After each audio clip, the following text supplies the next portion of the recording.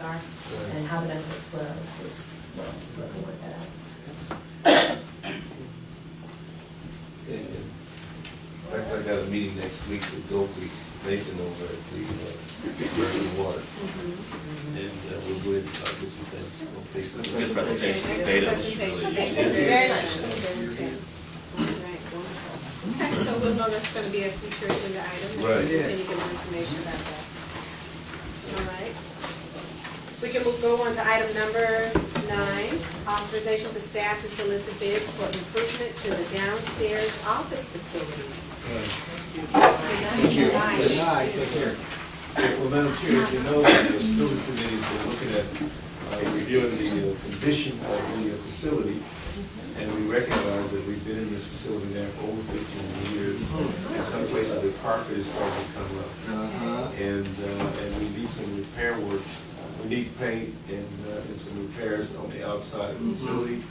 And also, since we are in the process of finishing the upstairs, we noticed that there need to be some security measures installed in the facility, so that there could be privacy for someone using the upstairs. And also, since we never have a lot of people working at any one time, there's a tendency to not want to know who's in the facility. To not want to know? To know who's in the facility. And when they enter, and there's going to have to be some electronic surveillance a bit here in the building. And so we are recommending that you consider authorization for us to solicit bids for that work while the upstairs is being done, so that when that is done, we could probably move up and have the downstairs done at the same time. Okay, great. All right. Any discussion from the board on item number 9? I think it's time, and I think that, if we want to maintain what equity we have in this facility, we definitely need to keep it up. Okay. It's that time.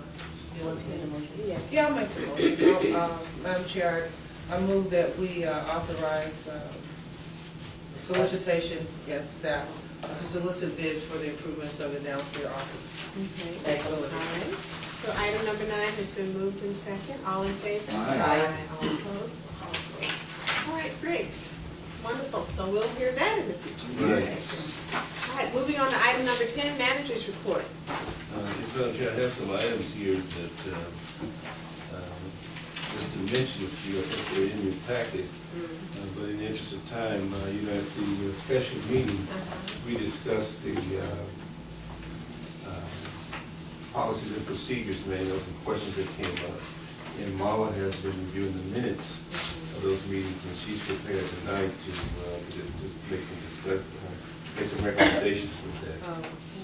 And so I'll defer. Okay, great. It looks like from the minutes, there was primarily a discussion on 2 issues. The first one related to compensation for directors for the subcommittee meetings. And in the event one board member did not show up, currently the policy is that in order to get a payment for a day of service, you need to come back to the board and make that request before you could receive a payment for a day of service in the event there was a cancellation. And I think that really related to a last minute cancellation.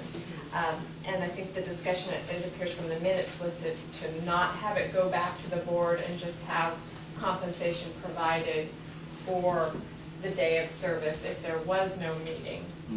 And what I did want to clarify, because I'm sure there was more discussion than the full direction of the minutes, is what we need to clarify is that an actual service was performed.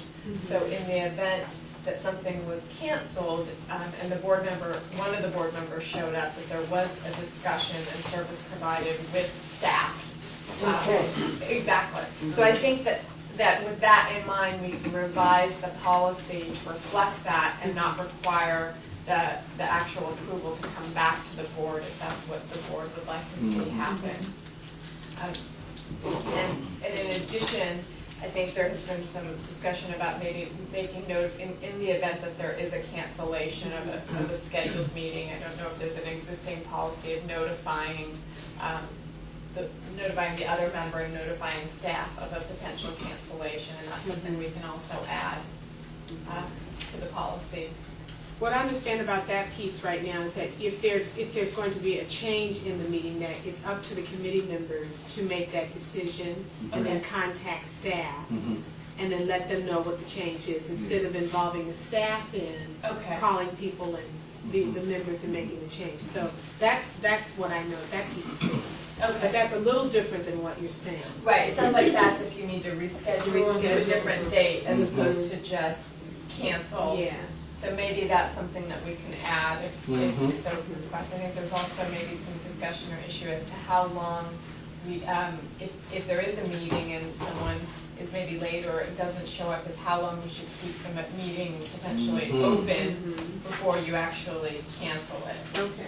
And so that's something also, if you guys are interested in, we can add some language, maybe possibly 20 minutes. I would say 30. 30 minutes? Okay, we can do that and revise that to reflect the. The chair, what I would suggest is that the board member, the other side of the meeting person should go ahead and work with the staff, and in order to In the go meantime. ahead, in order to go ahead and just get paid for that day of service, you should be doing something Right. instead of just cancel and go home. Yes.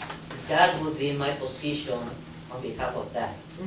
Because if you just show and say, oh, 30 minutes over and I have to go home and get paid, doesn't make any sense for me.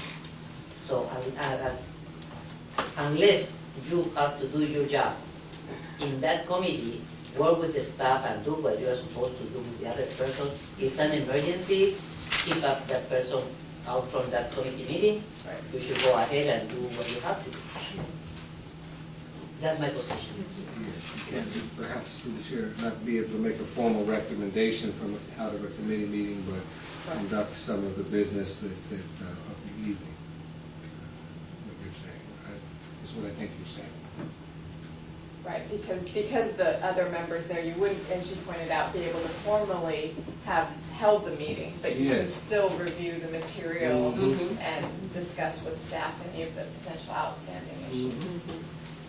Okay, so now would you do this in the 30 minutes, or you're talking about doing it within the 30 minutes if a committee person hasn't shown, correct? Well, what I would do is start working with the 30 minutes, within the 30 minutes, and if the 30 minutes is over, and you have complete what you're supposed to do, just go ahead and